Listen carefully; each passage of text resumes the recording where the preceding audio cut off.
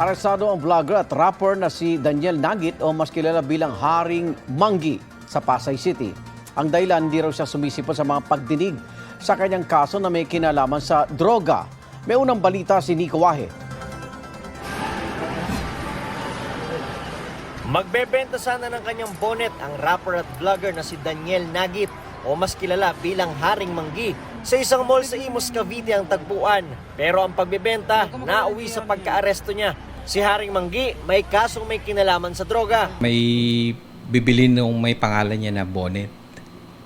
So, meron kaming ipinain na individual para yun ang mag-attract sa kanya na mahuli namin siya at lumutang siya dun sa isang mall.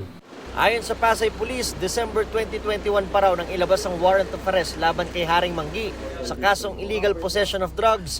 Nakulong raw ito pero nakapagpiyansa. Pero hindi raw nito pinuntahan ng kanyang mga hearing dahilan para hanapin siya muli ng mga pulis para arestuhin. Aminado naman si Haring Manggi na gumamit siya ng droga, partikular na marijuana. 2020 po nung wala pa po akong hindi pa po umaano yung pangalan ko sa mga kalsada. Nagkaroon po, syempre po, tayo naman po bilang tao, nagkakaroon tayo ng mga pagkakamali.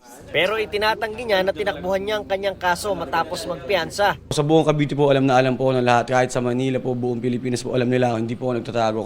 Wala raw siyang natatanggap na mga dokumento kaugnay sa kanyang hearing. Pinagsisisihan naman daw niya ang kanyang mga nagawa.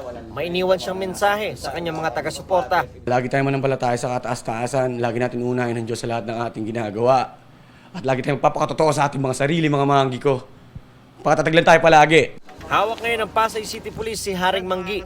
Yan ang unang balita sa Pasay City. Nico Wahe para sa GMA Integrated News. Igan, mauna ka sa mga balita. Panoorin ang unang balita sa unang hirit at iba pang award-winning newscast sa youtube.com/GMA News. I-click lang ang subscribe button.